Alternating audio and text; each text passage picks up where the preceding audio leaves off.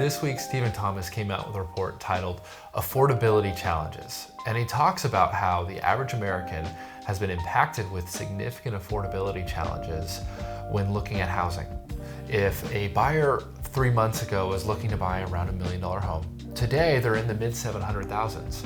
And so we've started to see several homes come back on market where buyers have initially gotten qualified with one interest rate, and then they go out and find a home, fall in love with it, get an offer accepted, and get the bad news from their loan officer that their payment's a lot higher than they thought. So while we still have historically low interest rates, when you look back in time, something in the mid fives or high fours is a historically very low interest rate. Our affordability is at an all-time high since 1980, with 66% of the average American's income going to their housing payment. So you might ask, why doesn't this feel like a buyer's market? And the truth is, it's not a buyer's market. If we look at the 3-year average active inventory prior to COVID, we had 6,300 homes on the market on average. Today, we have nearly 2,700 homes on the market. So we had more than twice as many homes on the market in all of Orange County on a 3-year average in what was already a relatively hot, high demand seller's market. And so you're still gonna see several homes going off the market quickly and selling fast.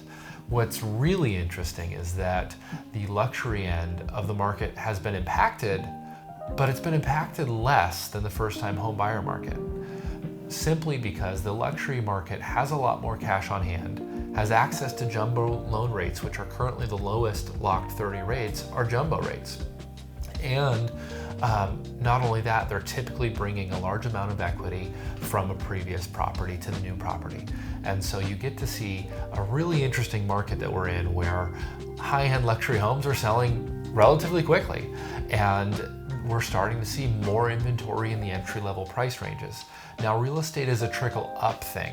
So I expect that we're gonna see over the next 6 to 12 months, the increased inventory start to affect the higher end market as well, but it's gonna be a slow process where we're gonna need to see more inventory in that market too before we start seeing prices coming down. So we define demand as the number of homes that have accepted offers in the last 30 days. Right now, we're just over 2,100. Last year, we had 3,083 homes that had accepted offers in the last 30 days at this point. So that's a significant drop.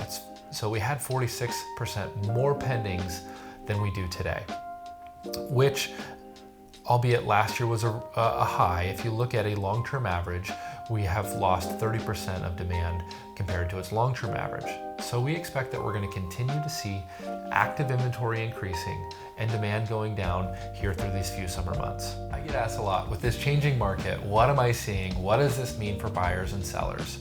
The truth is, for the first-time home buyer, it made buying a little bit harder because your payments are going to be higher. For the move-up buyer, it's a great thing. There's now more homes to choose from. Your home might sell for a little bit less when you sell it. However, you have more options of where to go, and your home didn't go down by much. So it's a great thing for the move-up buyer. For the move-down buyer, again, you have some choices to choose from, which is great. That's what we've been missing. For the last 2 years, we haven't had anything to move to. So this increase of inventory is actually solving the problems a lot of people have been facing for the last 2 years. Your payments are going to be a little bit higher with the interest rates. And let's hope that we can navigate that and potentially do a refinance in the next couple of years to get them back down. Now, again, if you're simply looking to sell and move out of state, it's still a really good time too. And we're seeing record prices. With the luxury market, we haven't seen really an impact at all. There's small changes, but everything is still as hot as it's ever been there too. If you have any questions about the report or the value of your home or how to make your move happen in this market, give me a call. I would love to talk to you.